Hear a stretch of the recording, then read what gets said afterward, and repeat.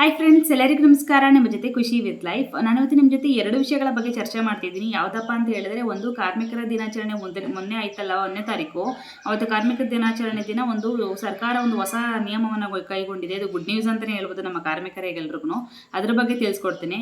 ಜೊತೆಗೆ ಇನ್ನೊಂದೇನಪ್ಪ ಅಂತಂದರೆ, ಪೌರ ಕಾರ್ಮಿಕರಿದ್ದಾರಲ್ಲ, ಅವ್ರಿಗೆ ಪರ್ಮನೆಂಟ್ ಮಾಡ್ತಾ ಇದ್ದಾರೆ. ಸೊ ಅದ್ರ ಬಗ್ಗೆನೂ ತಿಳಿಸ್ಕೊಡ್ತಿದ್ದೀನಿ. ಅದಕ್ಕಿಂತ ಮುಂಚೆ ಇನ್ನೊಂದೇನಪ್ಪ ಅಂತಂದರೆ, ಇವತ್ತು ಅಂದರೆ 2ನೇ ತಾರೀಕು SLC ರಿಸಲ್ಟ್ ಬಂದಿದೆ.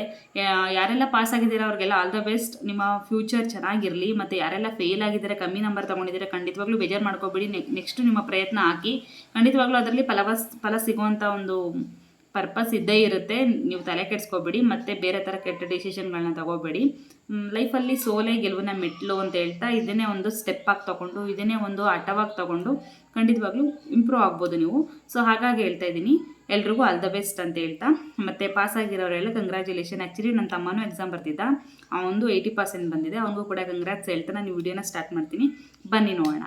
ಸೊ ಏನಪ್ಪ ಫಸ್ಟು ಅಂತ ಅಂದರೆ, ಕಾರ್ಮಿಕರ ದಿನಾಚರಣೆ ಮೊನ್ನೆ ಆಯಿತು, ಹೌದಲ್ವ? May 1 ಕಾರ್ಮಿಕರ ದಿನಾಚರಣೆ ಆಯಿತು. ಅವತ್ತು ಕರ್ನಾಟಕದಿಂದ ಒಂದು ಗುಡ್ ನ್ಯೂಸ್ ಅಂತ ಬಂದಿದೆ. ಏನಪ್ಪ ಅದು ಅಂತ ಅಂದರೆ, ಯಾರೆಲ್ಲ ಕಾರ್ಮಿಕರು ಹೋಗಿ ಕೆಲಸ ಮಾಡ್ತಾರೆ, ಅವ್ರಿಗೆಲ್ಲ ಗೌರ್ಮೆಂಟ್ ಆಗಿರ್ಬೋದು ಅಥವಾ ಲೈಕ್ ಕೆಲವೊಂದು ಫ್ಯಾಕ್ಟ್ರಿಗಳೆಲ್ಲ ಆಗಿರ್ಬೋದು, ಅಲ್ಲೆಲ್ಲ ಏನು ಮಾಡ್ತಾರೆ, ರಜವನ್ನು ಕೊಟ್ಬಿಡ್ತಾರೆ ಅಥವಾ ರಜೆ ಕೊಡಲೇಬೇಕು.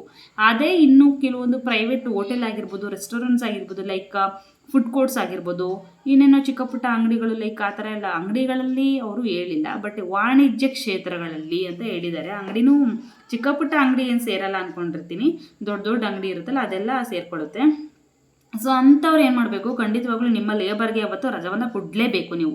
ಅದಕ್ಕೆ ಯಾವುದೇ ಥರ ಸ್ಯಾಲ್ರಿ ಕಟ್ ಮಾಡೋ ಹಾಗಿಲ್ಲ, ಓಕೆನಾ? ಅದಲ್ದಿರ ಇನ್ನೊಂದೇನಪ್ಪ ಅಂತಂದರೆ, ಬೈ ಮಿಸ್ಸು ನಾವು ಅವತ್ತು ಓಪನ್ ಮಾಡ್ತೀವಿ, ನಮಗೆ ಇಂಪಾರ್ಟೆಂಟ್ ಇದೆ ಅಂತಂದರೆ, ನೀವು ಕಾರ್ಮಿಕರ ಜೊತೆ ಮ್ಯೂಚುವಲ್ ಅಂಡರ್ಸ್ಟ್ಯಾಂಡಿಂಗ್ ಮಾಡ್ಕೋಬೇಕು. ಇಲ್ಲ ಸರ್ ನಾವು ಬರ್ತೀವಿ ಅಂತಂದರೆ, ಅವರ ಒಂದು ಒಪ್ಪಿಗೆ ಮೇರೆಗೆ ನೀವು ಕರ್ಕೋಬೋದು ಅವತ್ತೊಂದು ದಿನ.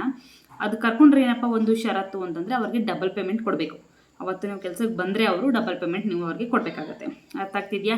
ಸೊ ಇದು ಯಾವುದಪ್ಪ, ಕರ್ನಾಟಕದ ಯಾವ ನಿಯಮ ಇದು ಬಂದಿರೋದು ಅಂತಂದರೆ, ಕರ್ನಾಟಕದ ಕಾಯ್ದೆ ಕಾಯ್ದೆ ಏನಿದೆ, ಒಂದು ಲೇಬರ್ ಕಾಯ್ದೆ, ಕಾರ್ಮಿಕ ಕಾಯ್ದೆ ಅಂತ ಏನಿದೆ, 1963ರ 3ನೇ ಕಾಲಂ 3ರಲ್ಲಿ, ಮತ್ತು ಕರ್ನಾಟಕದ ನಿಯಮ 1964ರ 9ನೇ ನಿಯಮ ಈ ಒಂದು ಕಾರ್ಮಿಕರ ಬಗ್ಗೆ ಹೇಳುತ್ತೆ. ಸೊ ಹಾಗಾಗಿ ಕರ್ನಾಟಕದಿಂದ ಈ ಒಂದು ಗುಡ್ ನ್ಯೂಸನ್ನು ಕೊಟ್ಟಿದ್ದಾರೆ ಅಂತಲೇ ಹೇಳ್ಬೋದು ಕಾರ್ಮಿಕರಿಗೆ. ಸೊ ಹಾಗಾಗಿ ಹೇಳ್ತಾ ಇದ್ದೀನಿ, ನೀವೆಲ್ಲ ಯಾರಾದರೂ ಓನರ್ಸ್ ಇದ್ದರೆ, ರೆಸ್ಟೋರೆಂಟ್ಸ್ ಓನರ್ ಆಗಿರ್ಬೋದು, ಲೈಕ್ ಎಲ್ಲ ಒಂದು ಕಮರ್ಷಿಯಲ್ ಬಿಸ್ನೆಸ್ ಏನು ಮಾಡ್ತಿದ್ದೀರಾ, ಅವರು ನಿಮ್ಮ ಒಂದು ಲೇಬರ್ಗಳಿಗೆ May 1ನೇ ತಾರೀಕು ಯಾವುದೇ ಥರ ಗಲಾಟೆನೇ ಬೇಡ, ಏನು ಬೇಡ. ಯಾಕಂತಂದರೆ ಅವರಿಂದ ಪನಿಷ್ಮೆಂಟ್ ದಂಡ ವಿಧಿಸ್ತಾರೆ. ಸೊ ಹಾಗಾಗಿ ಇವಾಗಲೇ ಹೇಳ್ತಾ ಇದ್ದೀನಿ, ಯಾವುದೇ ಕಾರಣಕ್ಕೂ ಲೇಬರನ್ನು ಅವತ್ತು ಅಂಗಡಿಗೆ ಸೇರಿಸ್ಬೇಡಿ. ರಜೆ ಕೊಟ್ಬಿಡಿ, ನಿಮ್ಮದೇ ಇದ್ಬಿಟ್ಟು ನೆಕ್ಸ್ಟ್ ಡೇ ಬರಲಿ, ಓಕೆನಾ? ಬೈ ಮೀನ್ಸ್ ನಿಮಗೆ ರಿಕ್ವೈರ್ಮೆಂಟ್ ಇದೆ, ನಮ್ಗೆ ಅವತ್ತೇ ನಿಮಗೆ ಡೀಲ್ಸ್ ಇದೆ ಅಂತ ಹೇಳಿದ್ರೆ ನೀವು ತೊಗೊಳ್ಳಿ, ಬಟ್ ಅವ್ರಿಗೆ ಡಬಲ್ ಪೇಮೆಂಟ್ ಕೊಟ್ಬಿಡಿ, ಓಕೆನಾ? ಸೊ ಇಷ್ಟು ಹೇಳ್ತಾ ಈ ವಿಡಿಯೋನ ನಾನು ನೆಕ್ಸ್ಟ್ ಪಾಯಿಂಟ್ಗೆ ಕಂಟಿನ್ಯೂ ಮಾಡ್ತೀನಿ. ಏನಪ್ಪ ನೆಕ್ಸ್ಟ್ ಪಾಯಿಂಟ್ ಅಂತಂದರೆ, ಪೌರ ಕಾರ್ಮಿಕರು ಇರೋದಕ್ಕೆ ನಾವೆಲ್ಲ ಇಷ್ಟೊಂದು ಚೆನ್ನಾಗಿರೋದು. ಸೊ ಅವ್ರು ನಿಜವಾಗ್ಲೂ ಹ್ಯಾಟ್ಸ್ ಆಫ್ ಅಂತ ಹೇಳಬೇಕು. ಸೊ ಏನಕ್ಕೆ ಅಂತ ಗೊತ್ತಲ್ವ ನಿಮಗೆ, ದಿನ ಬೆಳಗ್ಗೆ ಆಯಿತು ಅಂತಂದರೆ ನಾವು ಮಾಡಿರುವಂಥ ಕಸನ ಅವರು ಶುಚಿ ಮಾಡ್ತಾರೆ. ಸೊ ಹಾಗಾಗಿ ಅವರಿಗೆ ಕರ್ನಾಟಕ ಸರ್ಕಾರ ಒಂದು ಗುಡ್ ನ್ಯೂಸನ್ನು ಕೊಟ್ಟಿದೆ. ಏನಪ್ಪ ಅಂತಂದರೆ, ಇಷ್ಟು ದಿನ ನೇರ ಸಂಬಳದಲ್ಲಿ ಇರ್ತಿದ್ರು, ಅವರು ನೇರ ವೇತನದಡಿ ಇದ್ದರು. ಸೊ ಅಂಥವರಿಗೆ ಇವಾಗ ಏನು ಮಾಡಿದ್ದಾರೆ ಅಂತಂದರೆ, ಒಂದು ನೇಮಕಾತಿ ಆದೇಶ ಪತ್ರಗಳನ್ನು ಕೊಡ್ತಾ ಇದ್ದಾರೆ. ಸೊ ಹಾಗಾಗಿ ಯಾರೆಲ್ಲ ಪೌರ ಕಾರ್ಮಿಕರು ಇದ್ದೀರಾ, ಎಷ್ಟು ದಿನದಿಂದ ನೀವು ಕೆಲಸ ಮಾಡ್ತಿದ್ದೀರಾ, ಅದೆಲ್ಲ ಡಾಕ್ಯುಮೆಂಟ್ಸ್ ರಿಕ್ವೈರ್ಮೆಂಟ್ಸ್ ಅದನ್ನೆಲ್ಲ ತೊಗೊಂಡಿಗೆ ಖಂಡಿತವಾಗ್ಲೂ ಇವಾಗಲೇ ಅಪ್ಲೈ ಮಾಡಿ ನಿಮಗೆ ಪರ್ಮನೆಂಟ್ ಆಗುವಂಥ ಚಾನ್ಸಸ್ ಕೊಡ್ತಾ ಇದ್ದಾರೆ ನಮ್ಮ ಸಿದ್ದರಾಮಯ್ಯ ಸರ್ ಅವರು. ಇವಾಗ ಎಲ್ಲರಿಗೂ ಪರ್ಮನೆಂಟ್ ಕೊಡ್ತಾ ಇದ್ದಾರೆ. ಪೌರ ಕಾರ್ಮಿಕರು ಯಾರಿದ್ದೀರಾ, ಅವ್ರಿಗೆ ಇಷ್ಟು ವರ್ಷ ಸರ್ವಿಸ್ ಅಂತ ಇದ್ದರೆ ಅವ್ರಿಗೆ ಖಂಡಿತವಾಗ್ಲೂ ಪರ್ಮನೆಂಟ್ ಕೊಡ್ತಾ ಇದ್ದಾರೆ. ಸೊ ಹಾಗಾಗಿ ಹೇಳ್ತಾ ಇದ್ದೀನಿ, ಖಂಡಿತವಾಗ್ಲೂ ಈಗಲೇ ಹೋಗಿ ನಿಮ್ಮ ರಿಕ್ವೈರ್ಮೆಂಟ್ಸ್ ಏನಿದೆ ಅದನ್ನು ತಗೊಂಡೋಗಿ ಸಬ್ಮಿಟ್ ಮಾಡಿ, ಅಪ್ಲೈ ಮಾಡಿ, ನಿಮ್ಮ ಒಂದು ಕೆಲಸವನ್ನು ಪರ್ಮನೆಂಟ್ ಮಾಡ್ಕೊಳ್ಳಿ. ಮತ್ತು ಸ್ಯಾಲ್ರಿನೂ ಕೂಡ ಸ್ವಲ್ಪ ಮಟ್ಟಿಗೆ ಜಾಸ್ತಿನೂ ಕೂಡ ಮಾಡ್ತಿದ್ದಾರೆ. ಸೊ ಹಾಗಾಗಿ ಹೇಳ್ತಿದ್ದೀನಿ, ಇವಾಗಲೇ ನಿಮ್ಮ ಕೆಲಸವನ್ನು ಪರ್ಮನೆಂಟ್ ಮಾಡ್ಕೊಳ್ಳಿ ಅಂತ ಹೇಳ್ತೀನಿ, ಓಕೆನಾ? ಸೊ ಇವೆರಡು ವಿಷಯಗಳ ಬಗ್ಗೆ ಗೊತ್ತಾಯ್ತಲ್ವ. ಮೊದಲನೇದೇನಪ್ಪ ಅಂತಂದರೆ, ಲೇಬರ್ ಅವರು ಖುಷಿಯಾಗಿರಿ, May 1ನೇ ತಾರೀಕು ನಿಮಗೆಲ್ರಿಗೂ ರಜೆ ಇರುತ್ತೆ. ಸೊ ಅವತ್ತು ನಿಮ್ಮ ಡೇ. ಸೊ ಹಾಗಾಗಿ ನೀವು ಎಂಜಾಯ್ ಮಾಡ್ಬೋದು ಅಂತ ಹೇಳ್ತಿದ್ದೀನಿ. ಅರ್ಥ ಆಗ್ತಿದೆಯಾ? ಓನರ್ಸ್ ನೀವು ಕೇಳ್ತಾ ಇದ್ದರೆ ತಿಳ್ಕೊಳ್ಳಿ, May 1 ನೀವು ಯಾರೇ ಕೆಲಸಕ್ಕೆ ಇಟ್ಕೊಂಡ್ರು ಅವ್ರಿಗೆ ರಜೆ ಕೊಟ್ಬಿಡಿ. ಇಲ್ಲ ಅಂತಂದರೆ ಡಬಲ್ ಪೇಮೆಂಟ್ ಕೊಟ್ಬಿಡಿ.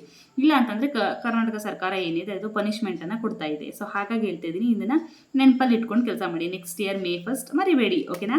ಸೊ ನೆಕ್ಸ್ಟ್ ಇನ್ನೇನಪ್ಪ ಅಂತಂದರೆ, ಪೌರ ಕಾರ್ಮಿಕರಿಗೆ ಗುಡ್ ನ್ಯೂಸ್ ಅಂತ ಹೇಳಿದೆ. ಖಂಡಿತವಾಗ್ಲೂ ಇದು ಗುಡ್ ನ್ಯೂಸ್ ಅಂತಲೇ ಹೇಳ್ತೀನಿ. ಯಾಕೆಂತಂದರೆ ಪಾಪ ಅಷ್ಟೊಂದೆಲ್ಲ ಕಷ್ಟಪಡ್ತಾರೆ, ಅವರಿಗೆ ಕೊಡೋದ್ರಲ್ಲಿ ಯಾವುದೇ ತಪ್ಪಿಲ್ಲ. ಸೊ ಹಾಗಾಗಿ ನೀವು ಕೂಡ ಈ ಪ್ರಯೋಜನವನ್ನು ಪಡ್ಕೊಳ್ಳಿ ಇವಾಗಲೇ, ಯಾರೆಲ್ಲ ನೇರ ಪೇಮೆಂಟಲ್ಲಿ ಮೀನ್ಸ್ ನೇರ ವೇತನದಲ್ಲಿ ಯಾರ್ಯಾರು ಇದ್ದೀರಾ ಅವರು ಖಂಡಿತವಾಗ್ಲೂ ಈಗಲೇ ಹೋಗಿ ಅಪ್ಲೈ ಮಾಡಿ ನೀವೊಂದು ಪರ್ಮನೆಂಟ್ ಕಾರ್ಡನ್ನು ಪಡ್ಕೊಳ್ಳಿ ಅಂತ ಹೇಳ್ತಾ ಈ ವಿಡಿಯೋನ ಇಲ್ಲಿಗೆ ಸ್ಟಾಪ್ ಮಾಡ್ತೀನಿ. ಯಾರೆಲ್ಲ ವಿಡಿಯೋನ ನೋಡ್ತಿದ್ದೀರಾ ಖಂಡಿತವಾಗ್ಲೂ ಪೂರ್ತಿ ವಾಚ್ ಮಾಡಿ ಅಂತ ಹೇಳ್ತಾ ಈ ವಿಡಿಯೋನ ಇಲ್ಲಿಗೆ ಸ್ಟಾಪ್ ಮಾಡ್ತಿದ್ದೀನಿ. ಬಾಯ್, ಮತ್ತೆ ಇನ್ನೊಂದು ವಿಡಿಯೋದಲ್ಲಿ ಸಿಗ್ತೀನಿ.